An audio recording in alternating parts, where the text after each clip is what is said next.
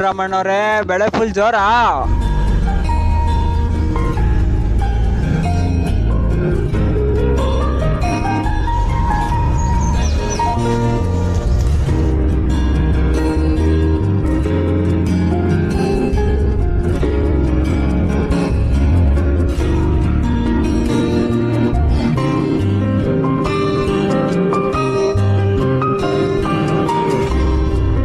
ಏನ್ ಮಗ್ನೆ ಫುಲ್ ಸಂತೋಷವಾಗಿದೆಯಾ?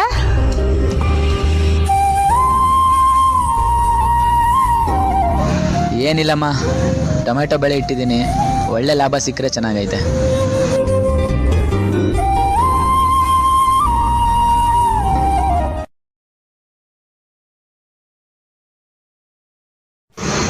ಅಯ್ಯೋ, ಮಳೆ ಬರೋಂಗೈತಲ್ಲ, ಬೆಳೆ ಏನಾಗುತ್ತೋ ಏನೋ.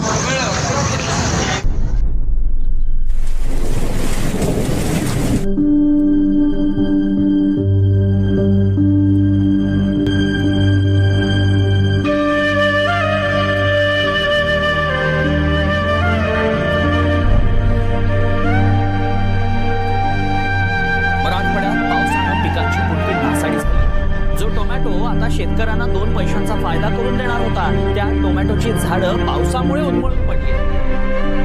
टोमॅटो पिकाची अवस्था शिल्लेगाव परिसरात सांगतात आमचे प्रतिनिधी विशाल दर्वे.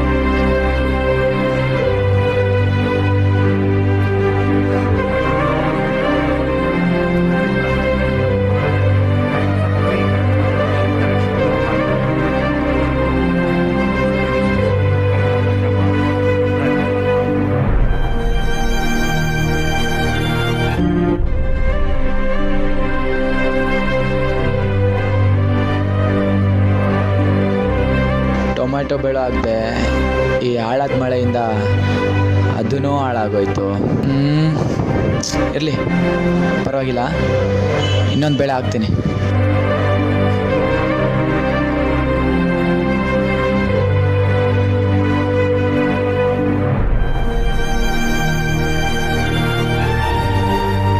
ಏನ್ ರಾಮಣ್ಣವ್ರೆ, ಫುಲ್ ಬೇಜಾರಲ್ಲಿ ಕೂತಿದ್ದೀರಾ?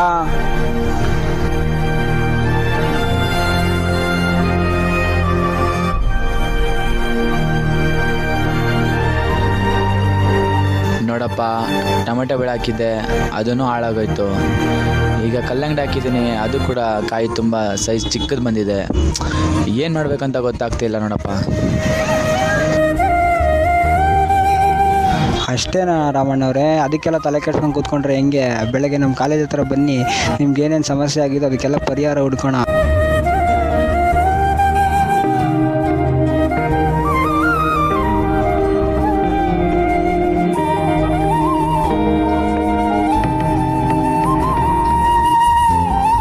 ನೋಡ್ರಮ್ಮಣ್ಣ, ಅಲ್ಲಿ ಚೇಪೆಕಾಯಿ ತೋಟ ಕಾಣಿಸ್ತೈತಲ್ಲ, ಅದ್ರ ಪಕ್ಕದೇ ಸಮಗ್ರ ಕೃಷಿ ಬೇಸಾಯ. ಅದು ಬಂದ್ಬಿಟ್ಟು 1 ಎಕರೆ ಜಾಗ ಐತೆ. 1 ಎಕರೆಯಲ್ಲಿ ನಾವು ಏನೆಲ್ಲ ಕೃಷಿ ಚಟುವಟಿಕೆಗಳು ಮಾಡ್ಬೋದು ಅದನ್ನೆಲ್ಲ ಮಾಡ್ತೀವಿ.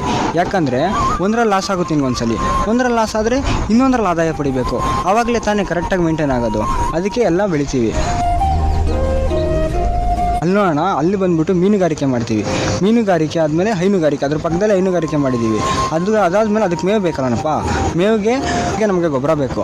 ಗೊಬ್ಬರಕ್ಕೆ ಇಲ್ಲಿ ಕುರಿ ಸಾಕಾಣಿಕೆ ಮಾಡ್ತೀವಿ. ಕುರಿಯಿಂದ ಗೊಬ್ಬರ ಬಂತದಲ್ಲ, ಆ ಗೊಬ್ಬರನ ಆ ಪ್ಲಾಟ್ಗೆ ಹಾಕ್ತೀವಿ.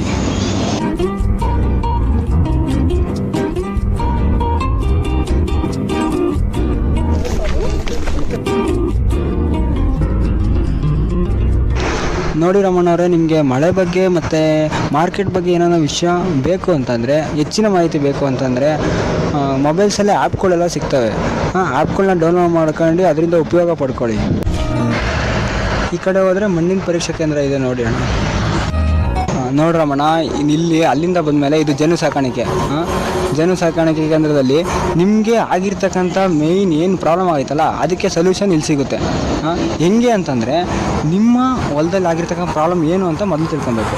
ಅದೇನು ಅಂತಂದರೆ, ಇಳುವರಿ ಕಡಿಮೆ ಆಗುತ್ತೆ. ಯಾಕೆ ಅಂದರೆ ಕರೆಕ್ಟಾಗಿ ಒಂದು ಗಿಡದಿಂದ ಇನ್ನೊಂದು ಗಿಡಕ್ಕೆ ಪರಾಗಸ್ಪರ್ಶ ಆಗಿಲ್ಲ. ಆ ಪರಾಗಸ್ಪರ್ಶ ಕೆಲಸವನ್ನೇ ಜೇನುನೊಣಗಳು ಮಾಡ್ತವೆ. ಯಾವಾಗ ಅಂದರೆ, ಈ ಜೇನುನೊಣಗಳನ್ನ ತಗೊಂಡೋಗಿ ನಿಮ್ಮ ತೋಟದಲ್ಲಿ ಇಟ್ಟಾಗ, ಓಕೆನಾ? ಅಲ್ಲಪ್ಪ, ಗೌರ್ಮೆಂಟ್ ಕಡೆಯಿಂದ ಏನಾದರೂ ನಮಗೆ ಸಬ್ಸಿಡಿ ಸಿಗುತ್ತಾ? ಮತ್ತು ನಮಗೆ ಜೇನು ಸಾಕಾಣಿಕೆ ಬಗ್ಗೆ ಏನಾದರೂ ತರಬೇತಿಯನ್ನು ಕೊಡ್ತಾರಾ? ರಾಮಣ್ಣ ಅವರೇ, ಎಲ್ಲ ರೀತಿ ಸೌಲಭ್ಯಗಳು ಇರುತ್ತೆ.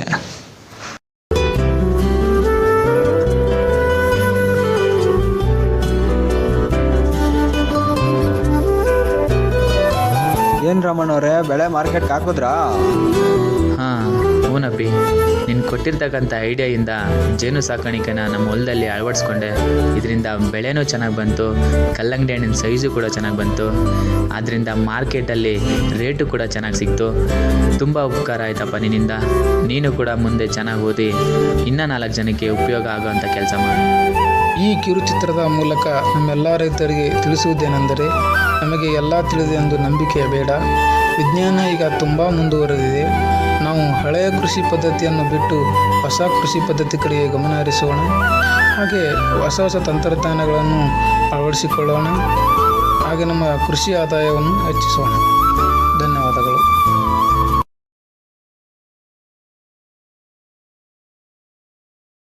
ಸಮಗ್ರ ಕೃಷಿ ಪದ್ಧತಿಯ ಅನುಕೂಲಗಳು ಆದಾಯದ ಸ್ಟ್ರೀಮ್ಗಳ ವೈವಿಧ್ಯೀಕರಣವನ್ನು ಒಳಗೊಂಡಿದೆ. ಸಮಗ್ರ ಕೃಷಿ ವ್ಯವಸ್ಥೆಯು ಬೆಳೆ ಕೃಷಿ, ಜಾನುವಾರು ಸಾಕಣೆ, ಜಲಚರ ಸಾಕಣೆ ಮತ್ತು ಅರಣ್ಯದಂತಹ ವಿವಿಧ ಕೃಷಿ ಉದ್ಯಮಗಳನ್ನು ಸಂಯೋಜಿಸುತ್ತದೆ. ಈ ವೈವಿಧ್ಯೀಕರಣವು ರೈತರಿಗೆ ಬಹು ಆದಾಯದ ಮೂಲಗಳನ್ನು ಹೊಂದಲು ಸಹಾಯ ಮಾಡುತ್ತದೆ. ಇದು ಮಾರುಕಟ್ಟೆಯ ಏರಿಳಿತಗಳಿಗೆ ಅವರ ಸ್ಥಿತಿಸ್ಥಾಪಕತ್ವವನ್ನು ಹೆಚ್ಚಿಸುತ್ತದೆ. ಸಂಪನ್ಮೂಲಗಳ ಸಮರ್ಥ ಬಳಕೆ. ಸಮಗ್ರ ಕೃಷಿ ವ್ಯವಸ್ಥೆಯು ನೀರು, ಪೋಷಕಾಂಶಗಳು ಮತ್ತು ಭೂಮಿಯಂತಹ ಸಂಪನ್ಮೂಲಗಳ ಸಮರ್ಥ ಬಳಕೆಯನ್ನು ಉತ್ತೇಜಿಸುತ್ತದೆ.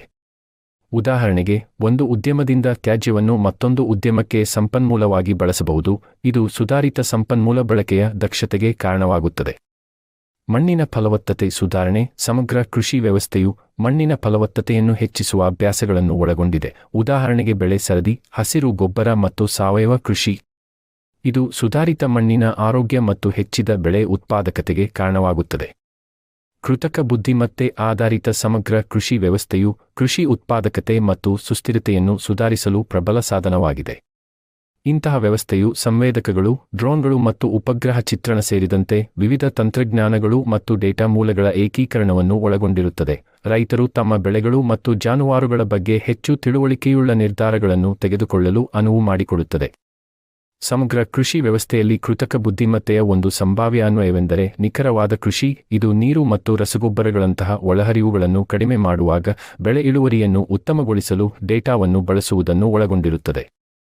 ಸಂವೇದಕಗಳು ಮತ್ತು ಡ್ರೋನ್ಗಳನ್ನು ಬಳಸಿಕೊಂಡು ಮಣ್ಣಿನ ತೇವಾಂಶ, ಪೋಷಕಾಂಶದ ಮಟ್ಟಗಳು ಮತ್ತು ಸಸ್ಯದ ಆರೋಗ್ಯದ ಮೇಲೆ ದತ್ತಾಂಶವನ್ನು ಸಂಗ್ರಹಿಸಲು ರೈತರು ತಮ್ಮ ಒಳಹರಿವು ಪ್ರತಿ ಸಸ್ಯದ ನಿರ್ದಿಷ್ಟ ಅಗತ್ಯಗಳಿಗೆ ತಕ್ಕಂತೆ ಮಾಡಬಹುದು. ಇದು ಹೆಚ್ಚು ಪರಿಣಾಮಕಾರಿ ಸಂಪನ್ಮೂಲ ಬಳಕೆ ಮತ್ತು ಹೆಚ್ಚಿನ ಇಳುವರಿಗೆ ಕಾರಣವಾಗುತ್ತದೆ. ಕೊನೆಯಲ್ಲಿ, ಕೃತಕ ಬುದ್ಧಿಮತ್ತೆ ಆಧಾರಿತ ಸಮಗ್ರ ಕೃಷಿ ವ್ಯವಸ್ಥೆಯು ರೈತರಿಗೆ ಗಮನಾರ್ಹ ಪ್ರಯೋಜನಗಳನ್ನು ಒದಗಿಸಬಹುದು. ಇದರಲ್ಲಿ ಹೆಚ್ಚಿದ ಉತ್ಪಾದಕತೆ, ಸುಧಾರಿತ ಸುಸ್ಥಿರತೆ ಮತ್ತು ಹೆಚ್ಚು ಪರಿಣಾಮಕಾರಿ ಸಂಪನ್ಮೂಲ ಬಳಕೆ ಸೇರಿವೆ. ನಿಖರವಾದ ಕೃಷಿ ಮತ್ತು ಜಾನುವಾರು ಮೇಲ್ವಿಚಾರಣೆಯ ಬಳಕೆಯು ಹೆಚ್ಚಿನ ಇಳುವರಿ ಮತ್ತು ಸುಧಾರಿತ ಪ್ರಾಣಿ ಕಲ್ಯಾಣಕ್ಕೆ ಕಾರಣವಾಗಬಹುದು.